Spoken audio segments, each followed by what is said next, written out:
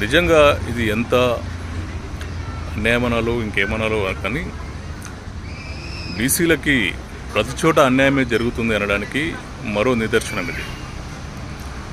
ఎన్ని ఉద్యమాలు జరుగుతూ ఉన్నా, బీసీలలో ఎన్ని వింగ్స్ ఏర్పడి బీసీల కోసం ఫైట్ చేస్తూ ఉన్నా, మీరు ఏం చేసినా కూడా మాకు పెద్ద పట్టింపు లేదు అనే ధోరణిలో నేను రేవంత్ రెడ్డి ప్రభుత్వం ప్రవర్తిస్తూ ఉంది.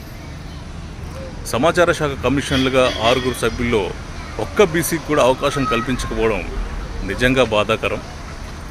42% రిజర్వేషన్ కల్పిస్తామని చెప్పడం, అలాగే 56% ఉన్నటువంటి బీసీలకి ఆ స్థాయిలో ఎంతుంటే అంత కల్పిస్తామని గతంలో మాట్లాడినటువంటి నాయకులే ఇవాళ వాటన్నిటిని తుంగలో దొక్కి బీసీలు ఎప్పటికీ మా చెప్పు చేతుల్లోనే ఉంటారు, మేము చెప్పిందే ఫైనల్ అనేటువంటి ధోరణిలో ప్రవర్తిస్తూ ఉన్నారు.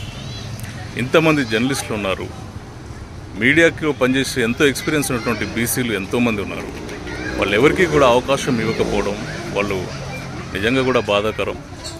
ఇది మాటల్లో చెప్పడం కాదు, చేతల్లో చేసి చూపిస్తే కాంగ్రెస్కి మంచి భవిష్యత్తు ఉండేది.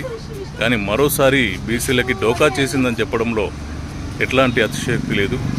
ఇప్పటికే ఆర్ కృష్ణయ్య గారు, తర్వాత గాజుల సీనన్న గారు, చాలామంది బీసీ నేతలు దీనిపైన స్పందిస్తూ ఉన్నారు, మాట్లాడుతూ ఉన్నారు.